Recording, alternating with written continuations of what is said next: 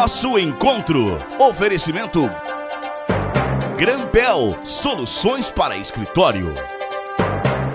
Nosso encontro está de volta nesta semana. Obrigada a você que está seguindo com a gente nessa audiência incrível da TV Cidade. E hoje eu trago aqui nos nossos estúdios da TV Cidade o professor Adriano Nascimento Caetano, ele que é professor de capoeira de Santo Anastácio. Obrigada por estar aqui conosco hoje.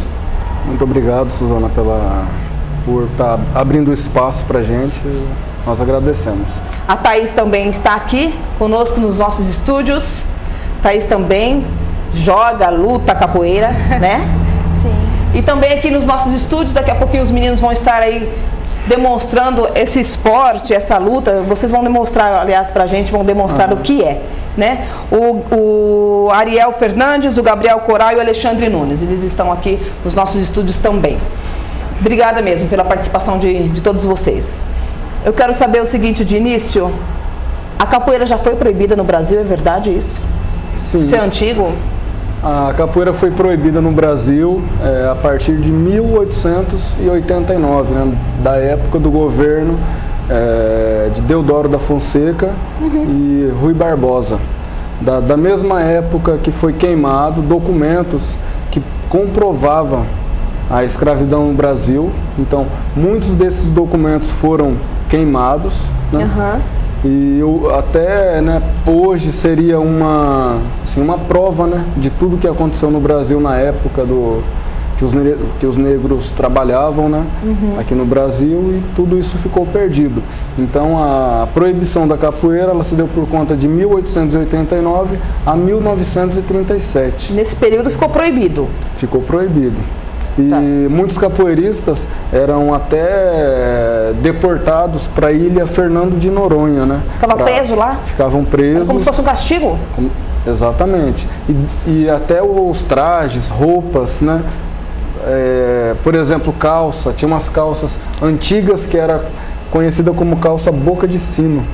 Então, para os policiais da época que vissem capoeiristas, pessoas com esse boca tipo, de sino? Já associava que era capoeirista? Já associava como mesmo capoeirista. Mesmo que a pessoa não fosse. Mesmo. Se quisesse aderir à moda, vamos usar essa boca de sino. Não podia na época também. E lenço também no pescoço. Porque nesse período que havia essa proibição, né? Lenço de seda. Era um costume do capoeirista, né? Usar roupa branca, essa calça, chapéu, né? E lenço no pescoço. Tá. E a capoeira começou, aliás, existe todo um misticismo, né, em cima da capoeira, a história, em cima da cultura, né? Ela, na verdade, ela começou com a cultura brasileira mesmo, ou foi os africanos que trouxeram? Vocês sabem disso? Então, existe algum registro disso? Dessa história? Então, até hoje ainda fica assim, não tem como provar, né? Mas até no livro Página do Brasil, né, do padre José de Anchieta, ele afirma ter visto tribos indígenas se divertindo jogando capoeira. Mas, segundo algumas teses, como Câmara Cascudo, que é um grande historiador, Carlos Eugênio e até Jorge Amado, um grande escritor. Já citaram sobre isso. Já fizeram algumas citações. E Câmara Cascudo, por exemplo, foi até a África, fizeram algumas pesquisas e encontraram lutas africanas, mas que não se assemelhava à capoeira, como a camangula, o ningolo, a baçula, são lutas africanas. Então, que se assemelham, mas não... Que se assemelha, mas nada... A ver com a capoeira. Não ficou nada provado. Acredita que a capoeira foi criada no Brasil, mas... Ainda assim, tem essas discussões ainda, vários estudos, a fim de chegar a uma conclusão, né? Tá. E a capoeira, fala pra mim, ela é luta, ela é ginga, ela é esporte? Na verdade, ela é o quê? Capoeira é luta, é esporte... É exercício físico? É exercício físico, é cultura, é a manifestação cultural do nosso país, está reconhecido como patrimônio histórico e cultural do Brasil, né? Mas... ela não era esporte antes, né, Adriana? A gente sabe. Quando que ela virou esporte? Foi uma forma que os negros encontraram em para poder estar enfrentando as opressões. Na verdade, eu até dei uma lida sobre isso, né? Eles lutavam entre eles, né? Ou fingiam que estavam ali brincando, mas na verdade era uma luta deles, né? Quando aproximava o capitão do mato, nas grandes fazendas, eles tinham um sinal com o berimbau, que na época tem Vocês trouxeram berimbau? Trouxemos. O toque chama aviso. Então eles davam um toquinho, o cara tá chegando, vamos disfarçar. Exatamente, aí disfarçavam, simulava a capoeira numa dança, uma forma de dança, mas, na de um verdade, simples divertimento. Mas na verdade eles estavam se preparando para poder enfrentar, para poder lutar. O inimigo, né? Enfrentar o inimigo. Para poder enfrentar, exatamente. Tá, e quando que foi lançado assim como esporte? Então, a partir de 1937 foi... reconhecido, na verdade, como esporte, né? Tira a capoeira do Código Penal, ela sai da marginalidade e passa a ser reconhecida como esporte no Brasil, né?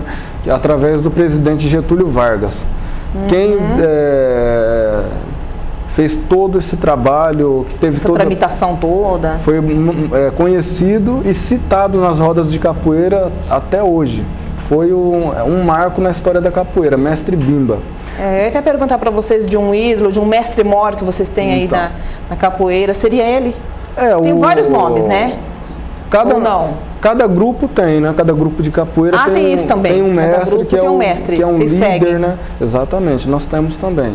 Mas o Mestre Bimba, para a capoeira, ele foi um revolucionário, né? Então ele é geral nisso, né? Ele é revolucionário geral na capoeira. Ele não só para um grupo e outro. Exatamente. Ele que viu todo, assim, na capoeira, ele viu que realmente a capoeira poderia expandir, né, na época, e a capoeira ela passa a ser reconhecido como esporte nacional. Ele teve essa visão. Ele teve essa visão, né, e foi o primeiro mestre no Brasil, em 1932, a abrir a primeira academia de capoeira. 1932. 1932. Você vai contar um pouquinho mais dessa história pra gente, incrível, desse misticismo que envolve a capoeira. Depois do nosso intervalo, você fica aí, não sai não. Eu volto já.